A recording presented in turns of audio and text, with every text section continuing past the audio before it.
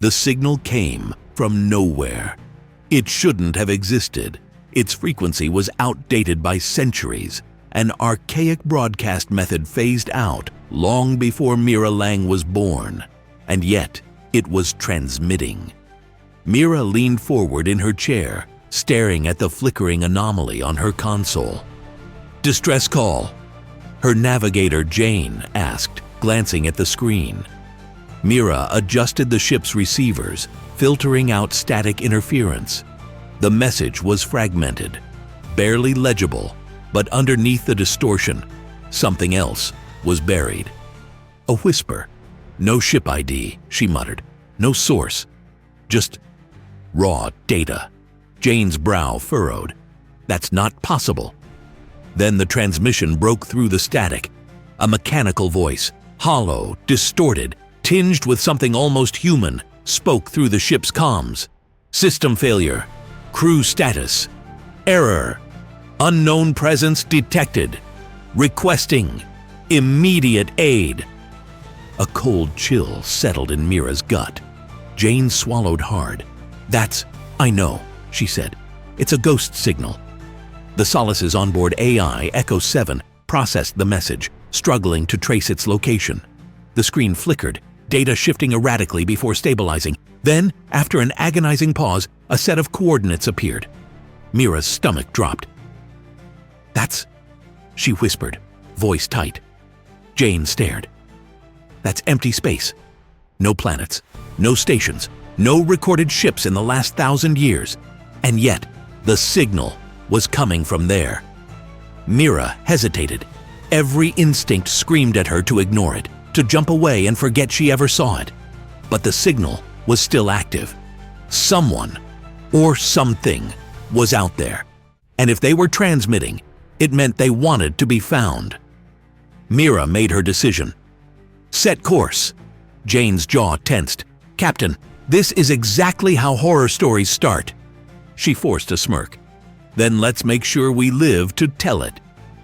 The Solace's engines flared, and the ship leapt into hyperspace. The moment they arrived, everything felt wrong. Mira had been in deep space for years, but this void was different. It wasn't empty, it was absent. Space should have been littered with stars, distant nebulae, cosmic radiation. But here, there was only a stretch of absolute blackness, like the universe had simply stopped. Jane's voice was tight. "Captain, I can't see anything." Then the distress signal spiked. A blip on the radar. Mira's pulse quickened. "Something's out there." Then, the ship appeared. 1 second, space was empty. The next, it was just there. A hulking, silent mass drifting in the dark, its surface corroded, hull blackened with centuries of decay. It had no beacon, no energy signatures, but the distress signal was coming from inside it. Mira's hands clenched into fists. "Echo 7, scan for life forms." The AI hesitated before responding. "Error, no life signs detected." Jane exhaled. "So it's abandoned?" But Mira barely heard him. She was staring at the console, heart pounding. The Solace's database showed no record of the ship. It shouldn't exist. And yet, there it was. The distress signal pinged again. Mira took a deep breath. "We're boarding." Jane turned to her. "Captain, what if it's not a ship?"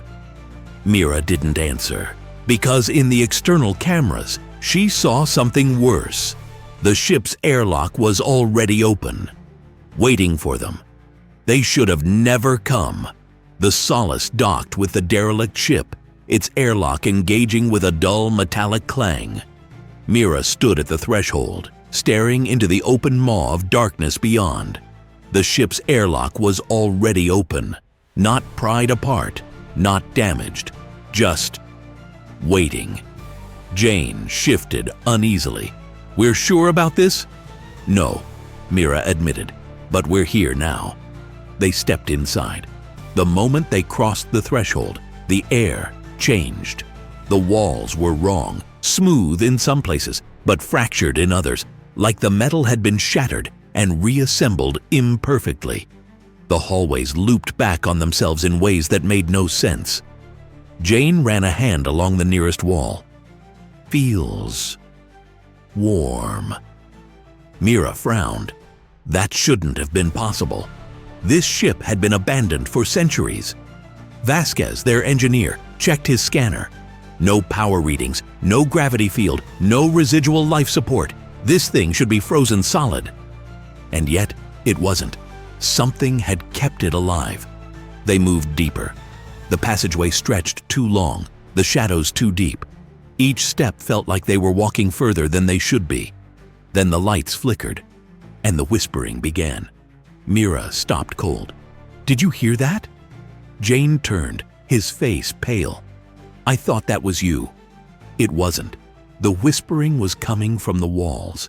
Indistinct voices, layered over each other, 1,000 murmured words just beyond understanding. Mira adjusted her helmet's audio filter, trying to isolate the sound. That was a mistake, because when the filter adjusted, the whispering became clear. "System failure. Crew status. Error. Unknown presence detected." Her blood ran cold. Vasquez's scanner suddenly spiked. "Wait, hold on. I'm picking something up." Mira turned. "Life signs?" Vasquez shook his head. "Number, not life." But he hesitated. "Something is moving." The whispering grew louder. Then the hall shifted. Not the lights, not the shadows. The entire corridor. The walls bulged inward, pressing closer, as though the ship itself was breathing. Jane cursed. "What the hell is happening?" A door at the far end of the corridor slid open. Beyond it was a room they recognized. It was their own airlock. The Solace's airlock. Impossible. Jane whirled around. We came from the other direction. We didn't turn back." Mira's heartbeat thundered. This ship wasn't abandoned. It was watching them, studying them, and it was rearranging itself. A faint glow pulsed further ahead, inside the control room. The source of the distress signal. Mira forced herself to move. "Come on!" Vasquez hesitated. "Captain, if this thing is messing with our perception, then we find out why." They entered the control room. The distress beacon was still active, blinking on the console. But it wasn't transmitting a call for help. It was transmitting a warning. "Do not look at them." Jane stepped closer. "Look at what?" Then the room plunged into darkness, and something moved behind them. The lights died. For a moment there was only silence, thick, suffocating, alive. Then the whispering returned. It was no longer distant. It was right next to them. Mira's breath came sharp and shallow. Her helmet display flickered, glitching as something moved in the dark. She raised her weapon. "Jane? Vasquez?" No response. The emergency lighting flickered back just enough to reveal them, standing motionless, facing away from her. Mira's stomach twisted. "Guys?" They didn't answer. They didn't move. The whispering rose to a chorus. She turned toward the console. The distress beacon was still active, its blinking light reflecting off the metal walls. But the warning had changed. It now read, "They see you. Do not look back." Mira's pulse spiked. Then Jane spoke, but it wasn't his voice. It was layered. His voice, Vasquez's, her own, folded together in a sound that didn't belong to any human throat. "System failure. Crew status. Unknown presence detected. You are now part of us." The whispering was inside her mind. Mira fought the urge to turn. Her hand shook as she reached for the console, desperate to shut the beacon off. But as she touched it, the screen glitched, flashing corrupted text. The signal wouldn't stop, because it had never been a call for help. It had been a lure, a trap. A deep, mechanical thud shook the floor. The shadows moved. Mira squeezed her eyes shut, forcing her breath steady. "Don't look back." She reached out, grabbing blindly. Her fingers brushed fabric, Vasquez's sleeve. He shuddered violently at her touch. Then, in a small, broken voice, he whispered, Captain, I don't think I'm me anymore." Mira's heart dropped. She pulled him forward, gripping his arm like a lifeline. "Move, now." Vasquez stumbled forward like a puppet on broken strings. Jane didn't follow. Mira's voice caught in her throat. "Jane?" He still faced away, motionless. The whispering stopped. Then he turned. His face was wrong. Not just pale, not just frozen. His eyes were hollow, his features flickering like a broken projection. And when he smiled, Mira knew Jane was already gone. She grabbed Vasquez and ran. The walls shifted, rearranging with a sickening groan. The ship was closing in. The Solace's airlock flashed ahead, the real one this time. Or was it? It didn't matter. Mira shoved Vasquez through and slammed the controls. The door sealed shut behind them. For one breathless second, all she could hear was her own heartbeat. Then the external cameras glitched. The derelict ship was gone. Vanished. Like it had never been there. But the distress beacon was still active, still transmitting. Somewhere in deep space, another ship received the signal. And just like them, they would come.